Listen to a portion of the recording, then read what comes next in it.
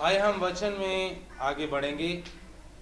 याकूब की पत्री उसका चौथा अध्याय उसकी 13 वचन से लेकर 17 वचन तक हम पढ़ेंगे। Book of James chapter 4 verse from 13 to 17। तुम जो ये कहते हो कि आज या कल हम किसी और नगर में जाकर वहाँ एक वर्ष बिताएंगे और व्यापार करके लाभ उठाएंगे और यह नहीं जानते कि कल क्या होगा। तुम तो लोग, तुम्हारा जीवन है ही क्या? तुम तो मानो भाप के समान हो जो थोड़ी देर दिखाई देती है फिर लोप हो जाती है। इसके विपरीत तुम्हें यह कहना चाहिए कि यदि प्रभु चाहे तो हम जीवित रहेंगे और यह या वह काम भी करेंगे। पर अब तुम अपनी डींग पर घमंड करते हो। ऐसा सब घमंड बुरा होता है। इसलिए जो कोई भलाई करना जानता है और नहीं करता उसके लिए यह पाप है। हालेलुया।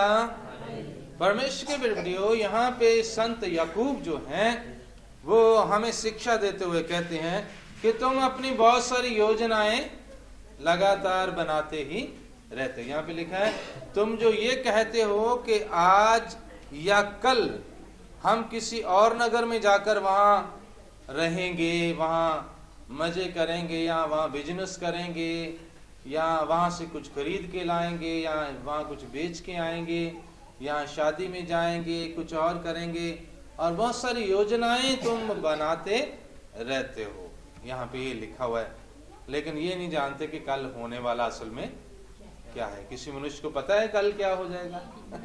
किसी को भी कुछ पता नहीं है। परमेश्वर के वीडियो ना हमें अपने जीवन के आने वाले समय के बारे में पता है, ना कल के विषय में पता है। फिर भी मनुष्य क्या करता है? योजनाएं लगातार बनाता ही रहता है और सोचता रहता है मैं ऐसे कर लूंगा, मैं वैसे कर लूंगा, मुझे ऐसा करना है, मुझे वैसा करना है।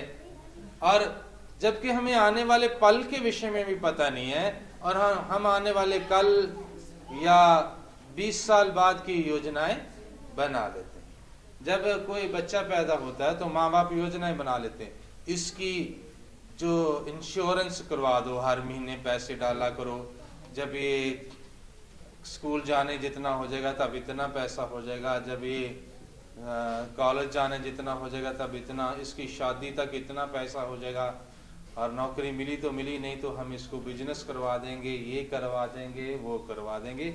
ऐसे योजनाएं बनाते रहते हैं और अपने विषय में हम योजनाएं बनाते रहते हैं।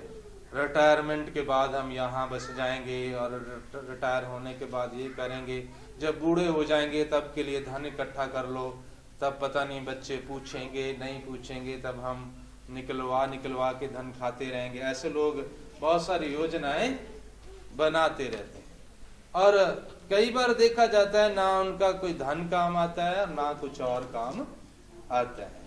योजनाएं, मनुष्य की बनाई हुई योजनाएं जो हैं वो ज्यादातर फेल ही हो जाती हैं, क्योंकि हमें मालूम नहीं है आने वाले समय में होने वाला क्या है। तो किसे मालूम है कि आने वाले समय में क्या होगा?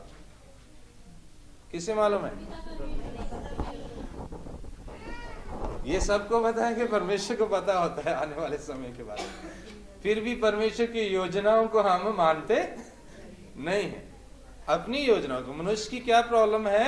मनुष्य को पता है कि आने वाले पल के बारे में और आने वाले कल के विषय में परमेश्वर को पता है, प्रभु को पता है, फिर भी वो उसकी योजनाओं को नहीं मानता। किसकी मानता है?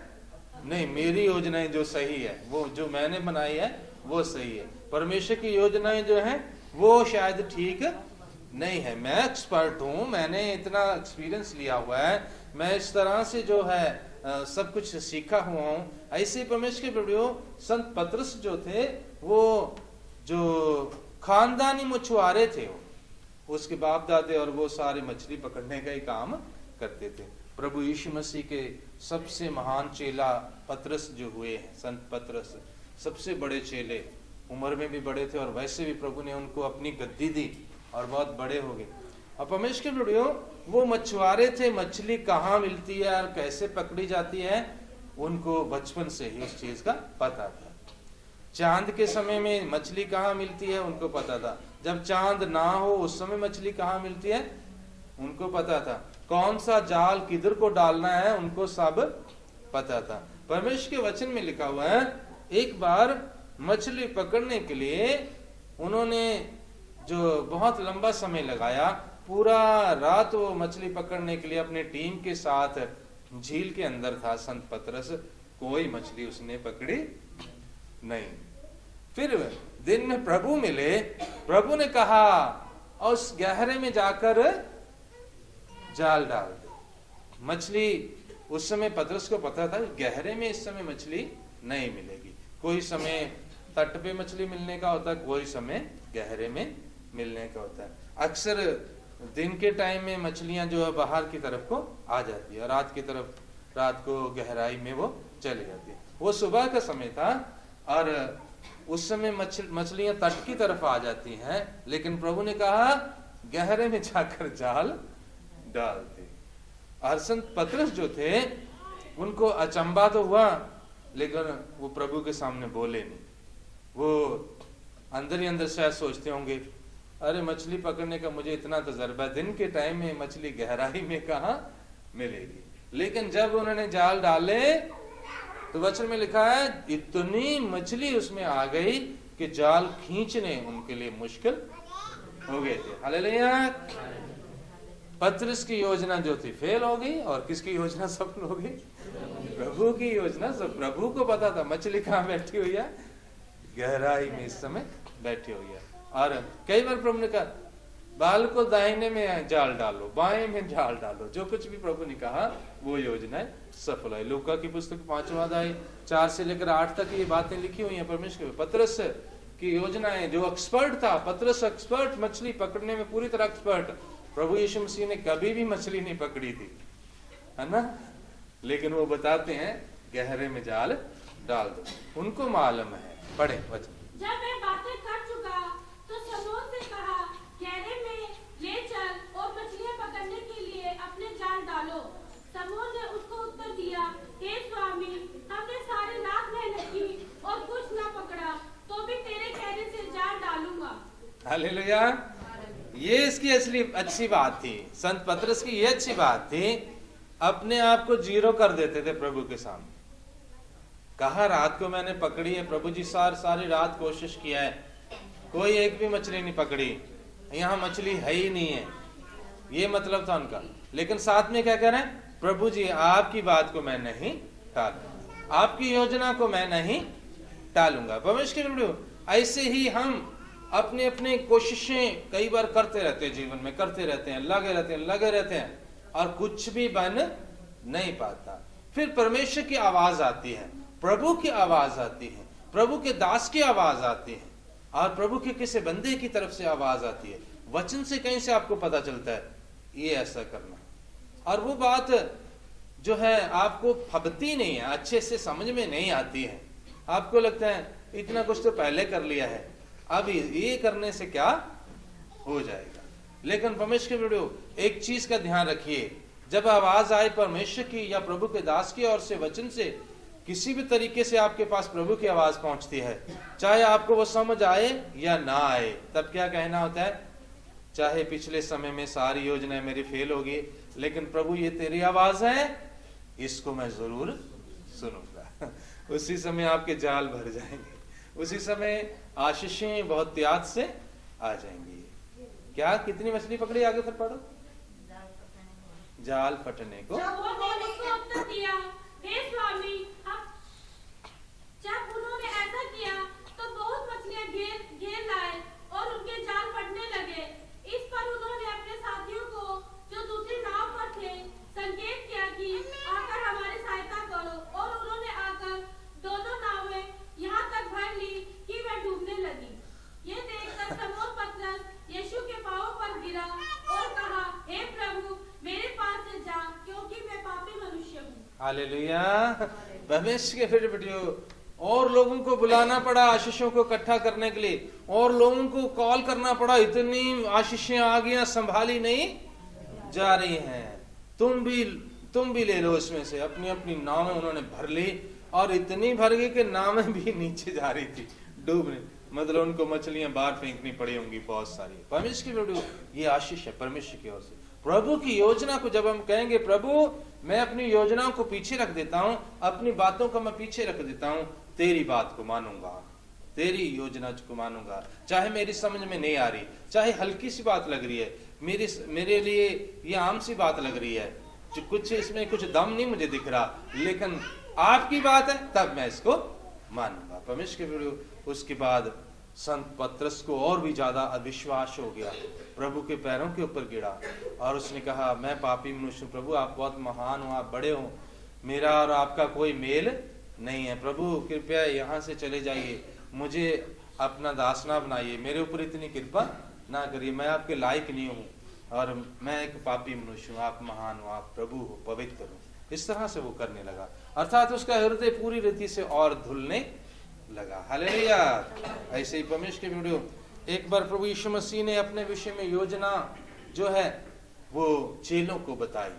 चेलों को उन्होंने बताया कि जरूरी है कि मैं दुख सहूं, जरूरी है कि मैं क्रूस के ऊपर बलिदान हो जाऊं और ये बलिदान मैं मानव जाति के लिए दूंगा और इस तरह से मैं अपना बलिदान देने जा रहा हूं। इस तरह से जब बता रहे थे तब संत पतरस को जो है बहुत बुरा लगा। संत पतरस क्योंकि अपने प्रभु को प्रेम करते थे, वो नहीं चाहते थे वो मरे, वो नहीं चाहते थे वो क्रूस के ऊपर दुख झेले, और उन्होंने कहा नहीं प्रभु ऐसा नहीं होना चाहिए, बिल्कुल नहीं, ये आप ऐसी बातें मुंह से मत निकालो, आप क्यों मरो, आपके बलिदान की जरूरत नहीं है, ऐसी बातें मत करो। इस तरह से रोकने लगे प्रभु को। और वचन में तो लिखा है वो झिड़कने लगे प्रभु को कि ऐसी बातें क्यों आप बोल रहे हो मरने की। कई बार कोई घर में अगर कहे कि मैं तो मर जाऊंगा तो कई बार छोटे भी झिड़क देते हैं, बड़े भी झिड़क देते हैं, क्या ऐसी बातें मुंह से निकालते हैं, गंदी बातें मुंह से निकालते हैं, है ना, ऐसे नहीं बोलना कभी भी, इस तरह से बोल रहे थे। इस तरह से संत पतरस जो है वो प्रभु को झिड़कने लगा, लेकिन प्रभु ने उसको उस समय जो स्वयं डांट दिया कि तू इस तरह से परमेश्वर की योजना को तजना, परमेश्वर की योजना के खिलाफ मत बोल। और जब प्रभु यीशु मसीह का बलिदान हो गया और उसके बाद सारी बातें पतरस को समझ आई, तो सबसे पहले खड़ा होकर कौन प्रचार कर रहा था क्रूस के बारे में? संत पतरस। संत पतरस ने उस बलिदान के विषय में जोश से कहा और सब लोगों को, हजारों लोगों के सामने उसने प्रचार किया कि प्रभु यीशु मसीह जो क्रूस के ऊपर जो बलिदान हुए हैं उसी के द्वारा उद्धार मिलेगा, उसी के द्वारा छुटकारा मिलेगा, हम उसी के द्वारा छुड़ाए गए हैं और तुम लोग भी जो विश्वास करोगे उसी के द्वारा छुड़ाए जाओगे। प्रभु की योजना जब उसको समझ आ गई तब उसी योजना का वो पक्ष लेने लगा, उसी योजना को वो मानने लगा, उसी योजना का वो प्रचार करने लगा। परमेश्वर की वीडियो, प्रभु की योजनाएं, परमेश्वर की योजनाएं असली होती हैं। जो मनुष्य की योजनाएं, हमारी सोच जो है वो छोटी हो सकती है और नकारा हो सकती है, किसी काम की नहीं हमारी सोच, क्योंकि हमें मालूम नहीं है आने वाले समय में होने वाला क्या है। ऐसे ही एक दाऊद और गोलियत की कहानी जो है आपने अच्छे से सुनी है। गोलियत जो है 9.5 फुट लंबा एक योद्धा था। कद कितना था उसका? 9.5 फुट का कोई बंदा देखा लंबा? छत से लगता होता है, छत 9-10 फुट तक होती है, इतना लंबा होगा। तो ये जितना पिलर लगा हो ना, इतना बड़ा लंबा हो। हालेलुया। और दाऊद कितना था पता है? दाऊद ये अपना आनंद जितना, ये आनंद खड़ा हुआ ना टेबल पे खड़ा होकर भी जो बीच में पहुंचता है, तो दाऊद छोटा लड़का था, इसके जैसा लड़का था। और जो गोलियत था वो योद्धा था, अस्त्र शस्त्र से पूरा लैस हो रहता था और उसकी जो ढाल थी वही 7 फुट ऊंची थी। आम व्यक्ति जो होता है वो 6 फुट का, 6 से भी कम के होते हैं, 6 फुट का कोई व्यक्ति हो तो काफी लंबा माना जाता है, लेकिन उसकी जो ढाल थी पकड़ने वाली वो कितनी लंबी थी? 7। एक आदमी तो उसी के पीछे छिप जाता था। और उसका भाला था बहुत लंबा, तलवार थी बहुत बड़ी, तलवार भी 4 फीट या 5 फीट की तो तलवार ही थी उसकी, बहुत लंबी, आम आदमी जितनी लंबी उसकी तलवार थी।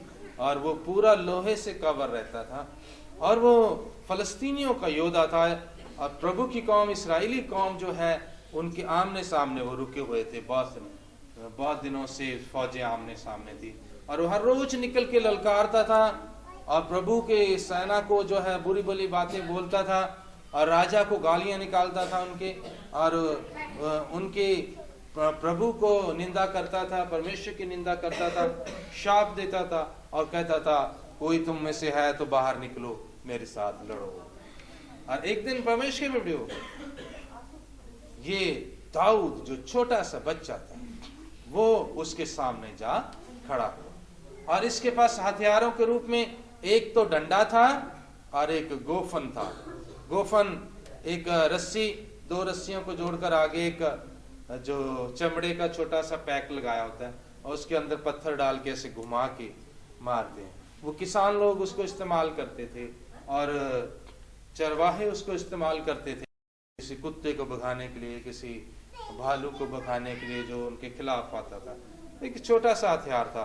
तो परमेश्वर ने ये 2 चीजें, सोटी और गोपियां लेके वो उसके सामने गया, और जब गोलियत ने, उस योद्धे ने देखा कि एक छोटा लड़का उसका सामना करने के लिए आ रहा है, उसको बहुत गुस्सा आया, उसको बहुत बुरा लगा, और वो और भी चिढ़ गया कि इन्होंने एक छोटे बालक को मेरे सामने भेजा है। कोई योद्धा भेजते, चलो मैं उसके साथ लड़ता भी, मेरे सामने किसको भेज दिया है? छोटे से बालक को। और वो बहुत गुस्से से चिल्लाने लगा और उसको कहने लगा, क्या तू मुझे कुत्ता समझ के डंडा पकड़ के आया है कि मैं भाग जाऊंगा तेरे डंडे से? मैं आज तेरे मांस को आकाश के पक्षियों को खिला दूंगा, और जो जीव जंतु जो धरती के ऊपर है उनको मैं खिला दूंगा। पहला शमूएल उसका 17 अध्याय उसकी 44 आयत में चीख चीख के वो बोल रहा है।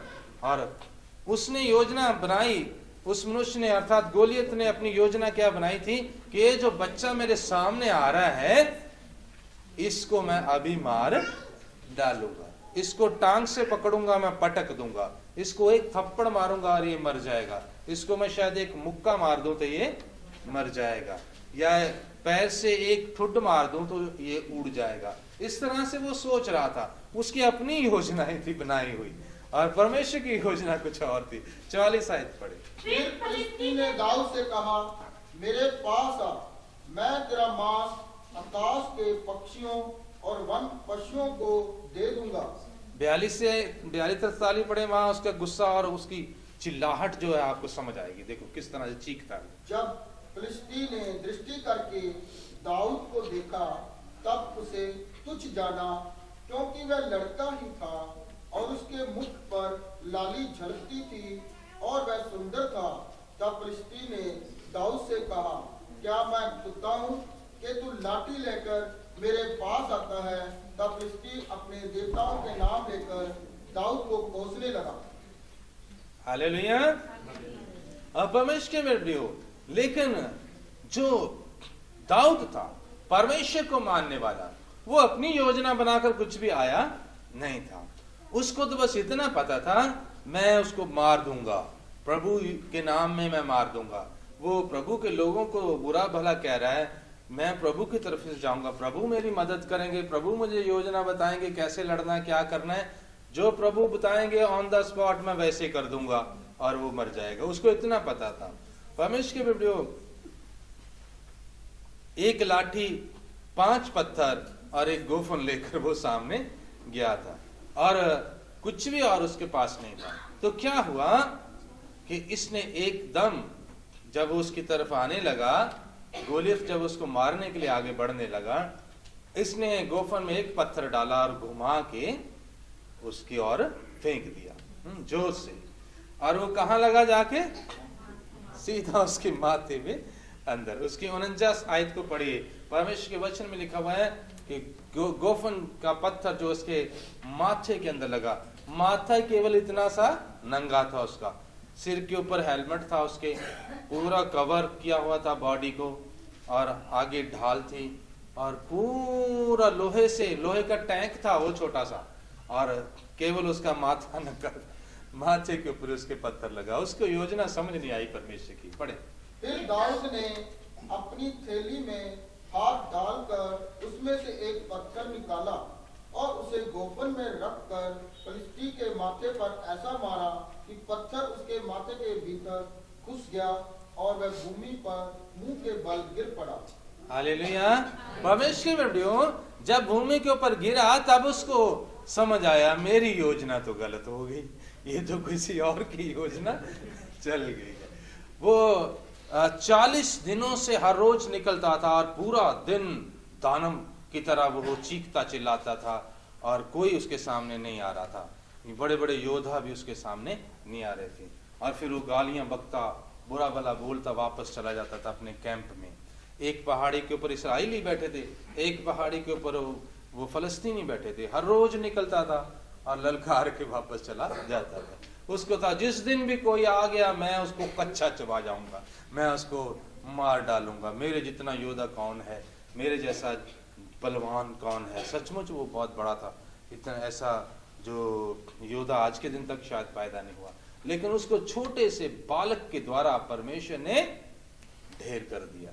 अब वचन में लिखा है कि वो जो पत्थर जब उसके लगा माथे पे और नीचे गिर गया और तड़प रहा था वो, उस समय उसकी तलवारें भाले सब छूट गए और वो तड़प रहा है। थोड़े समय मरने से पहले उसने सोचा होगा ये तो गड़बड़ हो गई, मेरी योजना तो चल ही नहीं है, मेरी योजना फेल हो गई है, ये तो किसी और की योजना चल गई। किसकी योजना चली?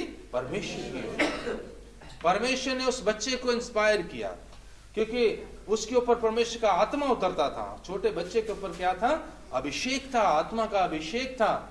वो चरवाहा था और जब चरवाही करता था भेड़ों की, उस समय परमेश्वर का आत्मा बल से उसके ऊपर उतरता था।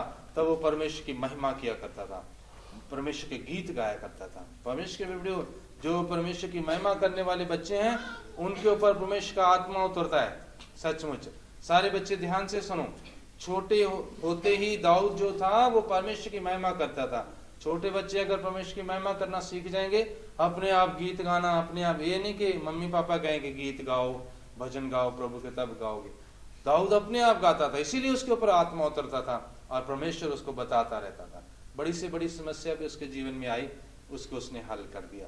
और इस इतने बड़े योद्धे को मारने के काबिल कौन रहा? एक छोटा सा बालक दाऊद, जो बालक के रूप में था। और परमेश्वर ने उस बच्चे के थ्रू अपनी योजना को पूरा कर दिया। परमेश्वर की योजना को लेकर वो आगे बढ़ा था। वो हथियार लेकर आगे नहीं आया था। उस बच्चे ने कहा, जब गोलियत कह रहा था मैं तुझे मार देता हूं, तब दाऊद ने कहा था तू तो तलवार और भाला लेकर आ रहा है, लेकिन मैं परमेश्वर के नाम में तेरे सामने आ रहा हूं। और उसने कॉन्फिडेंस से कहा, और मुझे पता है कि परमेश्वर आज तुझे मेरे हाथ में कर देगा। और वैसा ही हुआ। परमेश्वर जब ये योद्धा गिर गया तो दाऊद भाग के, दाऊद के पास कोई हथियार तो था नहीं, पत्थर था एक, वो मार दिया डंडे से, वो मरने वाला नहीं था। और ये भाग के गया और उसकी तलवार अभी कमर में बांधी हुई थी, उसी की तलवार निकाल के उसका सिर उसने काटा। तब गोलियत सोच रहा होगा कि मेरी योजना नहीं चली, ये तो छोटा सा बालक मेरे ऊपर हावी हो गया। क्योंकि वो देख रहा था, उसको अपने ऊपर चढ़ते देख रहा था, वो छटपटा रहा था और देख रहा था, अपनी तलवार निकालता और अपनी तलवार ही उसके ऊपर आती, वो देख रहा था। परमेश्वर के वीडियो, ये परमेश्वर की योजना होती है। परमेश्वर जो है आपके सामने कैसी भी पहाड़ जैसी समस्या भी क्यों ना आ जाए, उसको हल कर सकते, लेकिन उसकी योजना को मानने वाला, जो कोई व्यक्ति उसकी योजना को मानेगा, जो कोई व्यक्ति उसके पीछे चलेगा, उसकी महिमा करने वाला होगा, उसकी योजना को समझ जाएगा, उसके पीछे चलेगा, उसको परमेश्वर कामयाब करता है। और परमेश्वर के वीडियो ऐसे ही और भी बहुत सारे समय में ऐसा हुआ। इस्राएली लोग जो हैं वो मिस्र देश में गुलाम थे, वहां से परमेश्वर के दास मूसा ने उन्हें छुड़ाया और परमेश्वर उन्हें कनान देश में लेके जा रहा था। कनान देश के अंदर जो है बसने के लिए परमेश्वर ने उन्हें चुना था। अपनी प्रजा को मैं कनान देश में पहुंचाऊंगा और वहां वो बसेंगे। कनान देश जो है वो इस्राइल और उसके आसपास का जो एरिया है वो सारा कनान देश था। परमेश्वर के और अभी जो है वो कई सारे कंट्री वहां पे बन गए हुए हैं। परमेश्वर मिस्र से उनको निकाल के लेके जा रहा था, और जब कनान देश के निकट वो पहुंचे तो संत मूसा ने कुछ भेदिए भेजे अपनी तरफ से, कनान के अंदर कुछ भेदिए जासूस भेजे, ताकि देख के आए, पता करके आए क्या हम उनके साथ उनके ऊपर कब्जा कर सकते हैं, उनके साथ लड़के उनको जो हरा सकते हैं और कनान देश में कब्जा कर सकते हैं या कि नहीं कर सकते। जब वो वहां पे गए भेदिए, उनमें से 2 तो परमेश्वर की योजना को मानने वाले थे और बाकी आम लोग थे, और उन्होंने देखा कि वहां बहुत लंबे चौड़े लोग थे, ऊंचे ऊंचे कदों वाले और योद्धाओं जैसे वो लोग थे, जो अकान वंशी जो लोग थे। जिस तरह से गोलियत की एक पीढ़ी चलती आ रही है, गोलियत भी एक ऐसी पीढ़ी में से थे जिनके पुरुष जो है बहुत लंबे लंबे कद के होते थे। इस तरह के लोग उन्होंने वहां देखे, और वहां फ्रूट बहुत मोटे मोटे अंगूर और मोटे मोटे सब फ्रूट थे, बड़े बड़े फ्रूट थे, और बालक भी उनके बहुत बल वाले थे। उन्होंने देखे कनान देश के, और ये चुपके से वहां से वापस आ गए, कुछ फ्रूट भी लेके आए, कुछ अंगूर भी लेके आए वहां के, और आके जो 2 लोग थे उनके बिना बाकी तो कहने लगे कि हम तो उनके सामने कीड़े मकोड़ों की तरह हैं, अगर हम वहां चले गए तो वो हमें ऐसे ही मार देंगे, हम छोटे कद वाले हैं, हमारे पास योद्धे नहीं हैं, हम उनके साथ लड़ नहीं पाएंगे और सफल नहीं हो पाएंगे। लेकिन 2 लोग जो थे वो यहोशू और कालेब, उन दोनों ने कहा नहीं ऐसा कुछ नहीं है, परमेश्वर हमें उनके ऊपर विजयी कर सकता है। लेकिन 7 जो बाकी के लोग थे उन्होंने रिपोर्ट दिया, गलत रिपोर्ट, कि हम उनके ऊपर काबज नहीं हो पाएंगे। परमेश्वर की योजना थी कि कनान देश अपने लोगों को देने के लिए, और इसलिए जिन लोगों के मन खराब हो गए थे उन्होंने योजना बनाई कि हम वापस मिस्र को ही चले जाते, ऐसा ना हो कि आगे जाएं और उनके द्वारा मार डाले जाएं, हम वापस चले जाएंगे, हम कोई किसी और को अपना अगवा बना लेते हैं, मूसा को हम छोड़ देते हैं, किसी और को अगवा बना लेते हैं, और हम वापस अपने जहां से गुलामी में से छूट के आए हैं वहीं पे चले जाते हैं। उस राजा को कहेंगे हमें माफ कर दो, हम गलती से चले गए थे, हमें जो ऐसी मूसा ने पीछे लगा लिया था इसलिए हम उसके साथ चले गए थे, लेकिन हम उसके साथ नहीं हैं, हम आप ही के साथ हैं। इस तरह से वो सोचने लगे। लेकिन परमेश्वर के वीडियो, उसके बाद परमेश्वर ने सारी योजनाओं को पूरा कर दिया। क्या हुआ? इस्राएली लोग 12 कबीले लेकर कनान देश में चले गए, वहां बस गए। उन्होंने 7 जातियों को वहां पे हराया और 21 राजाओं को उन्होंने हराया।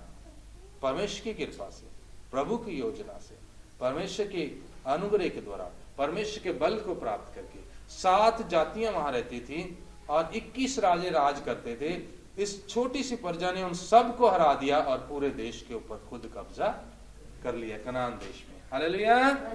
और तब समझ आया कि परमेश्वर की योजना बड़ी होती है। परमेश्वर जो योजना हमारे लिए बनाता है वो सही होती है, मनुष्य जो सोचता है वो गलत होता है। जिन लोगों ने वापस जाने के लिए सोचा था, ना तो वो कनान देश में गए और ना वो वापस गए, ना वापस जा पाए। विचार उनके रहते थे पीछे मुड़ जाएं, पीछे मुड़ जाएं, आगे वो बढ़ना नहीं चाहते थे, इसलिए वो जंगल में ही मर गए, रास्ते में ही मर गए, ना आगे जा पाए और ना पीछे जा पाए। परमेश्वर के वीडियो, जिन लोगों ने योजना को माना, परमेश्वर हमारा कह रहा है कि हमें वो कनानियों के ऊपर जो काबज करेगा, कनानियों के ऊपर विजयी करेगा, हम उसके पीछे चलेंगे, हम कब्जा कर लेंगे, हम कनानियों को हरा देंगे। जिनके विचार ऐसे थे, जो प्रभु की योजना को अपने ऊपर लेके चल रहे थे, प्रभु की योजना को जो मान रहे थे, वो सफल हो गए और जाके उन्होंने कनान देश के ऊपर कब्जा कर लिया। परमेश्वर के आज के दिन तक इस्राएली वहां पे बसे हुए हैं। हालेलुया। वहीं पे उनके राजे हुए, वहीं पे उनकी पीढ़ियां आगे बढ़ी, वहीं पे राजा दाऊद आया और वहीं पे प्रभु यीशु मसीह आए और वहीं पे और भी बहुत सारे कार्य हुए और आज भी हो रहे हैं। हालेलुया। परमेश्वर के बेटियों, जो योजनाएं परमेश्वर हमारे लिए बनाता है वो सही है। मनुष्य का डर भय किसी काम का नहीं है। मनुष्य कुछ नहीं कर सकता। यदि अपनी योजना के अनुसार वो चलेगा तो जीवन में कभी सफल नहीं होता है। ऐसे ही परमेश्वर के बेटियों, एक और परमेश्वर का दास जिसका नाम गिदोन है, गिदियन नाम का, उसको गिदियन बोलते हैं, गिदोन भी बोलते हैं। गिदियन जो है न्यायों की पुस्तक उसके 7वें अध्याय की 1 से लेकर 23 आयत तक एक बहुत लंबा चौड़ा विवरण है। गिदियन को परमेश्वर ने चुना। गिदियन को मिधानी लोग थे, मिधानी एक जाति थी। मिधानी लोगों ने इस्राएलियों के ऊपर जो है जुल्म किए। मिधानी लोग इस्राएलियों को, परमेश्वर के लोगों को मार डालने के लिए एक सेना लेकर आ रहे थे, एक फौज लेकर आ रहे थे, बहुत बड़ी फौज लेकर आ रहे थे। और वो फौज इतनी अधिक थी कि पूरे इस्राएली जाति को वो नाश कर सकते थे। ऐसे समय में परमेश्वर ने गिदोन को खड़ा किया। गिदोन एक योद्धा था और उसको खड़ा किया और उसको खड़ा किया। उसको कहा तू खड़ा हो और अपनी फौज को इकट्ठा कर और तू मिधानियों के साथ लड़ने के लिए चला गया। सो परमेश्वर के बेटियों, मैं गिदोन के बारे में आपको थोड़ा सा और बताना चाहता हूं ताकि आप सीख जाओ कि परमेश्वर की योजना कितनी महान है। हम सब के लिए भी उसने योजनाएं बनाई हुई। उस योजना को यदि हम मानेंगे तो आशीष पा जाएंगे। गिदोन के बारे में वहां वचन में लिखा हुआ है, गिदोन को परमेश्वर ने कहा अपनी सेना को इकट्ठा कर। उसने झंडा खड़ा किया और इस्राएली लोगों को बीच में संदेश भेज दिया, मैं लड़ने जा रहा हूं मिधानियों के साथ, सारे योद्धे मेरे साथ आ जाओ।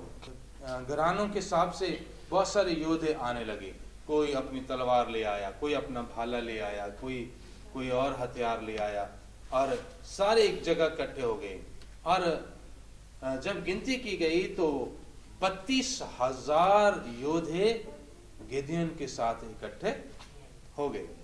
और वो मिधानियों के साथ, मिधानियों ने एक जगह डेरे डाले हुए थे और वो आगे बढ़ रहे थे धीरे धीरे इनकी तरफ। इन्होंने प्लान किया कि हम अब लड़ने के लिए आगे जाएंगे। जो गिदियन था वो अपनी योजना के अनुसार नहीं चल रहा था। गिदियन को परमेश्वर ने दर्शन दिया था, गिदियन को परमेश्वर ने बुलाया था, गिदियन को परमेश्वर की आवाज आती थी, परमेश्वर उससे बात करते थे। और परमेश्वर के वचन में लिखा है कि फरिश्ते नंगी तलवारें लेकर गिदियन के साथ चला करते थे। एक मैंने गीत लिखा था उसमें मसीही नौजवाना, उसके अंदर गिदियन का जिक्र था कि उसके साथ फरिश्ते भी नंगी तलवारें लेकर चलते थे, अर्थात परमेश्वर की सुरक्षा उसे प्राप्त थी और परमेश्वर बात करते थे। 32,000 योद्धे उसने इकट्ठे कर लिए और अब वो लड़ने जा रहा है। उसको अभी और कुछ कार्य करने थे, परमेश्वर की योजनाओं को समझना था। तो आइए 7वां अध्याय न्यायों का उसकी 1 से लेकर 7 आयत तक वचन को पढ़ें। तब गिदोन, जो यरूब्बाल भी कहलाता है, सब लोग जो उसके संग थे सवेरे उठे और हरोद नामक सोते के पास अपने डेरे खड़े किए और मिधानियों की छावनी उनके उत्तरी और मोरे नामक पहाड़ी के पास तराई में पड़ी थी। तब यहोवा ने गिदोन से कहा, जो लोग तेरे संग हैं वे इतने हैं कि मैं मिधानियों को उनके हाथ नहीं कर सकता, नहीं तो इस्राएल यह कहकर मेरे विरुद्ध अपनी बड़ाई मारने लगेंगे कि हम अपने ही भुजबल के द्वारा बचे हैं। इसीलिए तू जाकर लोगों में ये प्रचार करके सुना दे, जो कोई डर के मारे थरथराता हो वह गिलाद पहाड़ से लौटकर चला जाए। तब 22,000 लोग लौट गए। हालेलुया। परमेश्वर ने वीडियो 32,000 इकट्ठे हुए थे योद्धे और वो लड़ने चले हैं। और गिदियन उनका अगवा है, गिदियन उनका सेनापति है। और परमेश्वर ने गिदियन से कहा, इनको बोल कि जिसको डर लगता है ये पहाड़ है, इस पहाड़ से पीछे पीछे लौट जाए, है ना। पहाड़ आगे पार करके तो फिर साथ में आना पड़ेगा, लेकिन इस पहाड़ से पहले ही वापस लौट जाए। 32,000 इकट्ठे हुए थे और पहाड़ जब क्रॉस किया सेना ने तो कितने रह गए आगे? केवल 10,000। कितने वापस लौट गए? 22,000 लोग पीछे लौट गए। इतना डर लगता था उनको, 22,000 को डर लगता था। कहीं ना कहीं उनके मन में डर था, कहीं युद्ध में मारे गए, कहीं तलवार लग गई, कहीं आंख निकल गई, कहीं कान कट गया, कहीं हाथ ना कट जाए मेरा, कहीं कुछ और ना हो जाए, मर ही ना जाऊं। उनको मन में डर था और 22,000 पीछे लौट गए। सामने वाली सेना लाखों में है। कितने में? मिधानियों की सेना कितनी थी? कितनी गिनती थी? लाखों में थी वो। अगले अध्याय में पता चलता है कि वो 1.5 लाख के आसपास थे। बहुत बड़ी सेना थी। और ये कितने चले थे इधर से लड़ने? 32,000 चले थे और 22,000 को तो डर लग गया और वो वापस लौट गए। परमेश्वर के बेटियों, जिनको डर लगता है वो परमेश्वर के किसी काम के नहीं है। परमेश्वर कहता है जाओ वापस लौट जाओ, अपने घर में बैठो, डरते रहो और कामते रहो। आप किस बात से डरते हैं? ठंड से डरते हैं? कितने लोग पिछली बार ठंड से डरते नहीं आए?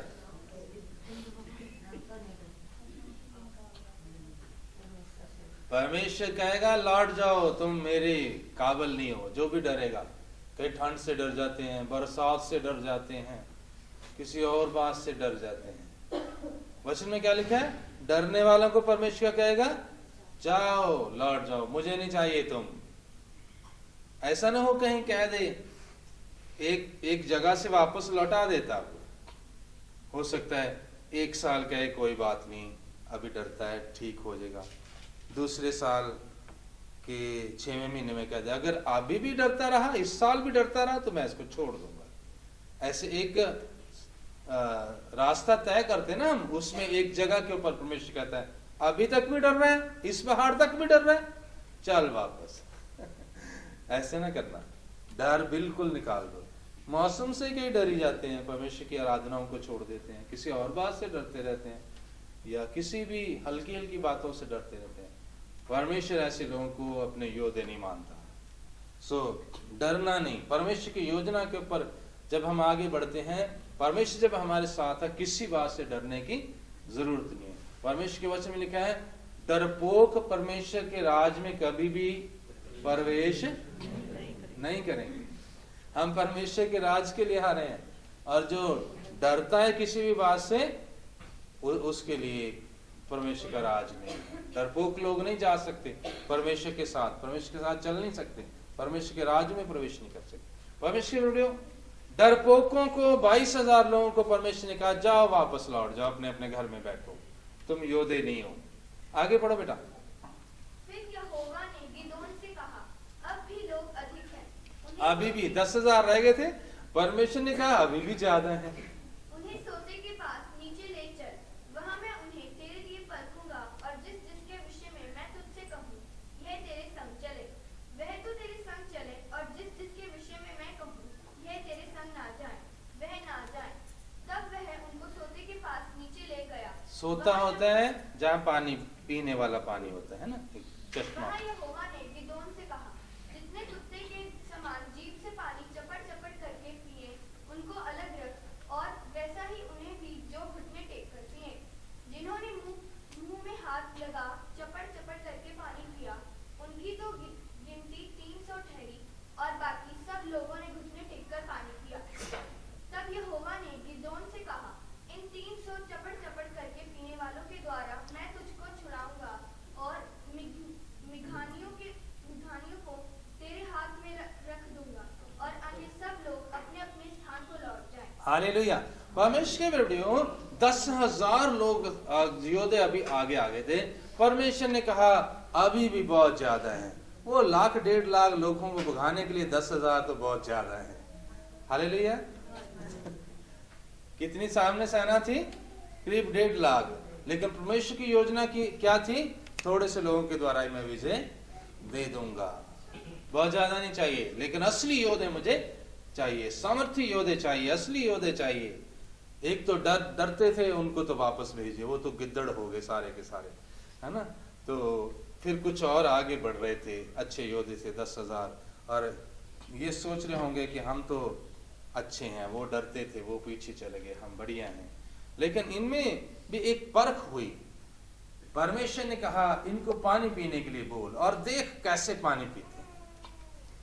और कुछ एक ने जब पानी पीने के लिए आगे बढ़े, तलवार इधर रखी, सारा कुछ इधर उधर रखा, पानी के पास जाके, ये पानी है, पानी के पास ऐसे घुटने टेक के और पानी पिया। और कुछ लोगों ने ऐसे घुटने टेक के पीने वालों को एक साइड कर दिया, और कुछ योद्धा ने कैसे पिया, तलवार ऐसे पकड़ी हुई है और पानी ऐसे उठाया और ऐसे पिया, पानी उठाया ऐसे पिया। जब आप ऐसे पानी पीते हो तो आपकी आंखें किधर रहती हैं, इधर उधर, है ना।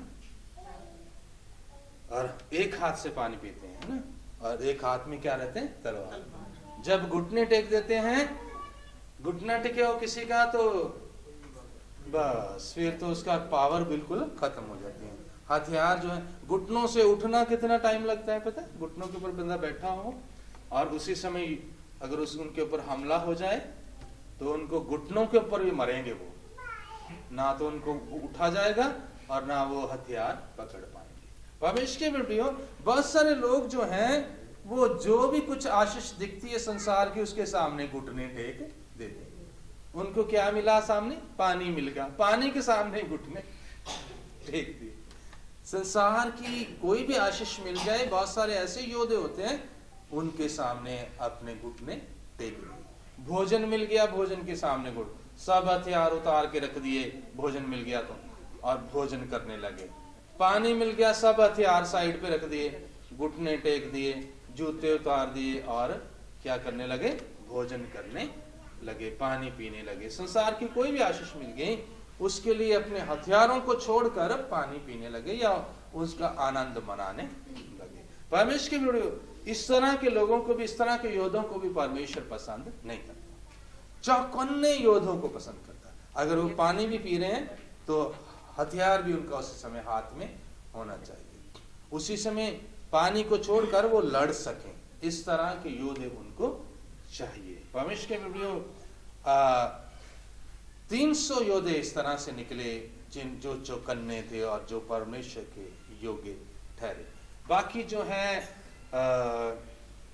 9,700 वापस चले। टोटल 32,000 थे, 31,700 योद्धाओं को परमेश्वर ने वापस भेज दिया और 300 योद्धाओं को आगे ले गया। और उन 300 योद्धाओं के द्वारा सारी सेनाएं, जितनी लाखों की सेना आगे थी, वो भाग खड़ी हुई उन 300 के सामने। और 7वें वचन में लिखा हुआ है, ना उन्होंने तलवार उठाई, ना किसी को काटा, ना किसी को मारा। इस तरह से परमेश्वर ने उनको उनके सामने पेश किया, इस तरह से उनके सामने एकदम प्रगट हुए वो, कि उस सामने वाली सेना को लगा आज हम बचेंगे नहीं। और वो सो रहे थे अपने टेंट्स में, तंबू में सो रहे थे, और उनको लगा पता नहीं कितने लाखों की सेना आ गई है। और क्योंकि परमेश्वर साथ में था और परमेश्वर के स्वर्गदूत साथ में थे, सचमुच उनको ऐसे नजर आया होगा।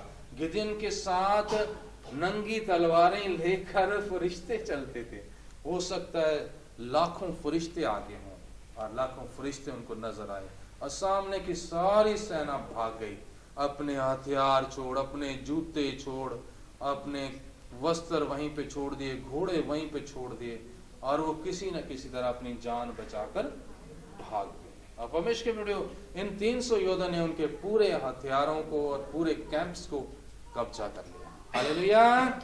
ये परमेश्वर की योजना है।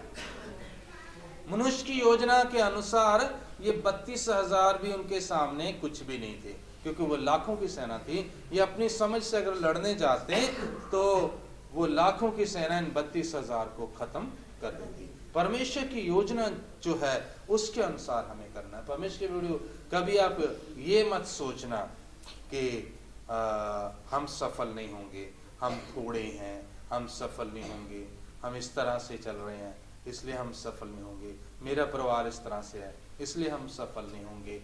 या अपनी योजनाएं जो हैं उसके अनुसार जब हम काम करते हैं और असफल हो जाते हैं, उसके बाद परमेश्वर की जरूरी है कि हम परमेश्वर की योजनाओं को जानें, परमेश्वर की योजनाओं को पहचानें। जैसे गिदियन ने सौंपा, सबसे पहले तो पहचानना होता है परमेश्वर की योजना है कौन सी, उसको पहचानना होता है। जब आपने कोई काम करना होता है, सैकड़ों योजनाएं आपके सामने बन जाती, किसी काम को किस ढंग से किया जा सकता है, कैसे किया जा सकता है, कैसे आगे बढ़ा जा सकता है, बहुत सारी बातें आपके सामने आ सकती हैं।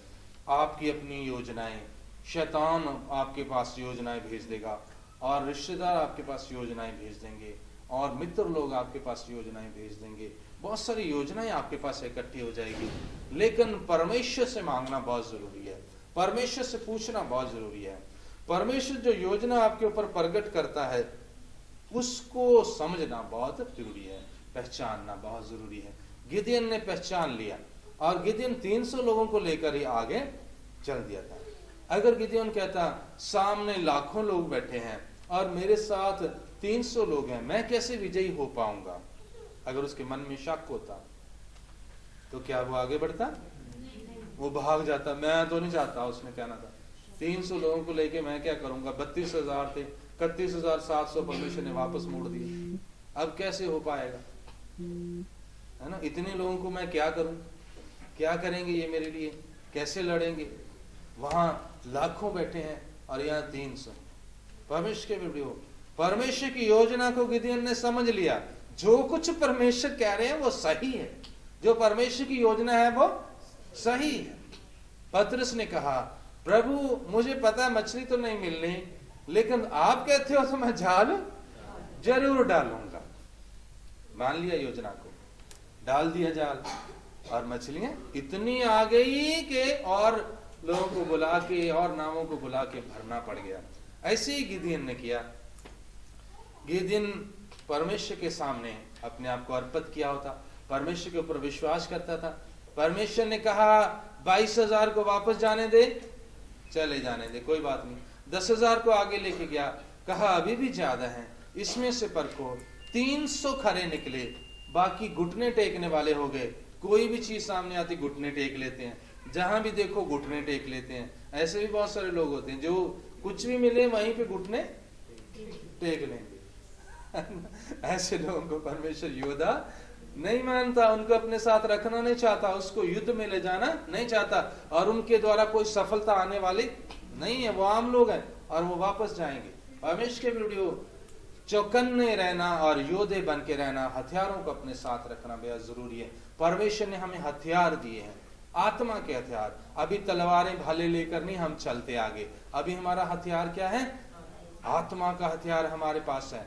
आत्मा के हथियारों में प्रार्थना है और बहुत सारी चीजें हैं। सबसे बड़ी चीज तो प्रार्थना है हमारा हथियार। प्रार्थना के द्वारा परमेश्वर हमें आगे बढ़ाते हैं। और आत्मा के और बहुत सारे हथियार हैं, जैसे सत्य के ऊपर चलना और उद्धार को अपने को समझना और जो विश्वास करना पूरी रीति से। करीब 6 हथियार होते हैं, जो सत्य होता है, उद्धार होता है, विश्वास होता है, हाँ, और शुभ समाचार जो है आपके पास है, मेल मिलाप का, इस तरह के हथियार होते हैं। वो सबको संभाल के रखना, उसमें चौकन्ने रहना बेहद जरूरी है। बहुत सारे लोग समय पड़ने के ऊपर हथियारों को छोड़ देते हैं और घुटने टेक लेते हैं। ऐसे को योद्धा नहीं मानता। प्रभु की योजना को गिदियन ने माना और विजयी हो गया। आज के दिन तक दुनिया में ऐसा युद्ध नहीं हुआ कि लाखों लोग एक तरफ हों और 300 सिपाही एक तरफ हों और 300 जीत जाएं, और वो भी बिना तलवार उठाए, और वो सामने वाले लाखों भाग जाएं। परमेश्वर ने इस तरह से इनको प्रकट किया था। क्या हुआ था? वचन में लिखा है, इन्होंने एक ऐसे बांस ऐसे लिया और उसको ऐसे एक नीचे बांस बांधा। परमेश्वर ने योजना दी थी, और एक बांस ऊपर बांधा, उसके ऊपर मिसालें जो है कई मिसालें उसके ऊपर ऐसे बांधी। मतलब एक मिसाल पकड़ सकता ना एक इंसान, अगर एक ऐसे ऊपर डंडा लगा के ऊपर कितनी सारी मिसालें लगाई हों तो, है ना। और मशालों के ऊपर फिर घड़े डाल दिए थे, मशालें घड़ों के अंदर अंदर जल रही थी। और इस तरह से वो मशालों को लेकर जा रहे थे। ये ऊपर घड़े हैं, कितने कितने घड़े, जैसे वो रावण के सिर होते हैं ना कहीं, उस तरह से जो ऐसे घड़े थे कितने कितने, और बीच में मशालें जल रही थी। और इनके हाथ में एक हाथ में तलवार थी, एक हाथ में वो मशालें थी। और पहाड़ी के ऊपर इनको खड़े किया परमेश्वर ने, कहा पहाड़ी के ऊपर खड़े होना, मशालें जला लेना। और जब घड़ों के अंदर मशालें हैं तो किसी को नजर नहीं आ रही। फिर परमेश्वर ने कहा था 300 को 300 पहाड़ियों के ऊपर खड़े हो जाना, और फिर जैसे ही गिदयोन कहेगा तब ललकारना और घड़ों को तोड़ देना। उन्होंने क्या किया, जब गिदयोन ने कहा, रात के समय में सामने वाले कैंप सो रहे थे, सारे 1.5 लाख के आसपास की सेना सो रही थी, और ये पहाड़ियों के ऊपर खड़े होकर मशालें जलाई इन्होंने, और मशालें बाहर नहीं नजर आ रही थी क्योंकि घड़ों के अंदर थी। फिर जैसे ही ललकार का शब्द हुआ, घड़े तोड़ डाले। जब घड़े टूटेंगे तो क्या होगा, मशालें ऐसे जलने लगेंगी। एक के हाथ में 10-10 मशालें हैं मान लो, और दूर से कितनी नजर आएंगी वो, दूर से नजर आएंगी जैसे लाखों लोग जैसे आ गए। इस तरह से एक योजना परमेश्वर ने उनको बना के दी थी। और जैसे ही उन्होंने पुकारा और उन्होंने देखा वो इतने लोग आ रहे हैं, लाखों लोग आ रहे हैं, लाखों सैनिक आ रहे हैं, और वो भागे। बस उन्होंने कहा भागे चलो, अब कुछ लड़ने का फायदा नहीं है। और थे केवल 300। हालेलुया। परमेश्वर के वीडियो, ऐसी योजना जो है वो परमेश्वर ही देता है। परमेश्वर अद्भुत युक्ति करने वाला परमेश्वर है। दाऊद जो था, दाऊद तो चरवाहा था, भेड़े चराता था, उसको नहीं पता था वो राजा बन जाएगा। परमेश्वर ने उसको योजना दी, गोलियत को मार दे, गोलियत के सामने चला जा, गोफन से एक पत्थर चला दे। परमेश्वर की योजना थी। अगर कोई बंदूक से भी निशाना लगे तो अब भी शायद इतना सही ना लगे कि इतना सा माथा नंगा हो और उसी के अंदर पत्थर जाके लगे, लेकिन परमेश्वर की योजना थी। और परमेश्वर की योजना के अनुसार जब वो बच्चा आगे बढ़ा, उसने बस एक पत्थर चलाना था, उसने वो चला दिया, और वो पत्थर सीधा जाके उसके माथे के ऊपर लगा। ये परमेश्वर की योजना है। हालेलुया। नहीं तो अगर इधर उधर लग जाता तो उसको कुछ भी नहीं होना था, और उसने गुस्से में आकर उसको पकड़ के चीर देना। परमेश्वर के वीडियो, दाऊद को परमेश्वर ने राजा बनाना था, इसलिए उसको योजना के तहत ले लिया। और पूरा जीवन दाऊद जो है परमेश्वर की योजना के ऊपर ही चलता है। उसने अपना दिमाग कभी भी चलाया, कुछ भी होता था, प्रभु मैं क्या करूं, प्रभु मैं किधर जाऊं, प्रभु मुझे रास्ता दिखा, प्रभु अपनी योजना मेरे जीवन के ऊपर उंडेल दे। और जो परमेश्वर की योजना को मानते हैं वो आगे बढ़ते हैं। परमेश्वर वीडियो, दाऊद को परमेश्वर ने आशीष किया, और पिता परमेश्वर ने उसको इतना आशीष किया कि प्रभु यीशु मसीह का भी पितामह वो ठहरा। और ऐसे ही संत अयूब जो था, अयूब एक अमीर व्यक्ति था, और उसके बालक थे। अपनी अमीरी में वो भक्ति भी करता था, और अपने बच्चों को प्यार करता था। परमेश्वर की योजना उसके लिए और थी। उस योजना के तहत उसको परखा और अपना एक पवित्र बच्चा उसको बनाया। ऐसे माता मरियम जो हैं और संत यूसुफ जो हैं, उनकी अलग योजना थी अपने जीवन के विषय में। वो उनकी शादी होने वाली थी, और उनकी योजना होगी कि अच्छे से भक्ति का जीवन हम जिएंगे। लेकिन परमेश्वर की योजना उनके लिए और थी। परमेश्वर ने उनको अपने पुत्र का जो पालनहारा बनाना था, प्रभु यीशु मसीह उसके द्वारा उत्पन्न हुआ, उस मरियम के द्वारा। और वो प्रभु यीशु मसीह की हमारे उद्धारकर्ता मुक्तिदाता की मां ठहरी, और इसलिए ठहरी क्योंकि उसने परमेश्वर की योजना को मान लिया। जैसे उसके ऊपर योजना प्रकट की गई, उस योजना को उसने मान लिया। परमेश्वर के वीडियो, बहुत बार हम उसकी योजना को मानते ही नहीं है। अगर योजना को नहीं मानेंगे तब हम नुकसान उठाएंगे, तब हमारे जीवन में असफलता आती है। कितने लोगों के जीवन में असफलता इसीलिए है क्योंकि वो परमेश्वर की योजना को नहीं, लेकिन अपनी योजना को मानते रहते हैं। परमेश्वर की योजना को मानना बेहद आवश्यक है, जरूरी है, और उसके ऊपर विश्वास करना बेहद जरूरी है। अगर विश्वास नहीं करोगे तब आपके जीवन में जो परमेश्वर की योजना पूरी होने का कोई चांस ही नहीं है, क्योंकि पहले पहचानना फिर उसके ऊपर विश्वास करके उसके अनुसार करना बेहद ज़रूरी है। परमेश्वर के वीडियो, दो चीज़ें जो है मेन मैं आपको बताना चाहता हूँ, योजना को पहचान लेना और योजना के अनुसार चलना, उसके ऊपर पूरा विश्वास करके उसके अनुसार चलना। योजना कैसे हमारे ऊपर प्रकट होगी, कुछ एक दो बातें मैं आपको बताना चाहता हूँ, कैसे हम समझें कि परमेश्वर की योजना हमारे लिए क्या है। सबसे पहले तो वचन के द्वारा परमेश्वर की योजना हमारे ऊपर प्रकट होती है। जो परमेश्वर का वचन है वो हमारे ऊपर प्रकट होता है, उसके अनुसार हमें समझाता है परमेश्वर कि मेरा वचन तुम्हारे लिए ये है, इस वचन के अनुसार तुम करो। रोमियो की पुस्तक उसका 10वां अध्याय उसकी 17 आयत में ऐसा लिखा है कि विश्वास सुनने से आता है और सुनना परमेश्वर के वचन से होता है। परमेश्वर आपके पास वचन भेजेगा, परमेश्वर के दास के द्वारा या डायरेक्ट किसी भी तरह आपके पास वचन भेजेगा, और उस वचन से आपको पता चलेगा मुझे ये करना है। उस योजना को आप माने, उस योजना के अनुसार आप आशीष पाएंगे। दूसरी बात, परमेश्वर के आत्मा के अनुसार परमेश्वर कार्य करता है। परमेश्वर का आत्मा आपको सिखाता है, डायरेक्ट सिखाता है। जब आप कुछ गलत मुड़ने लगोगे, परमेश्वर आत्मा अंदर से कहेगा नहीं इधर नहीं, इधर जाओ, ये नहीं ये करो, ऐसे नहीं वैसे करो।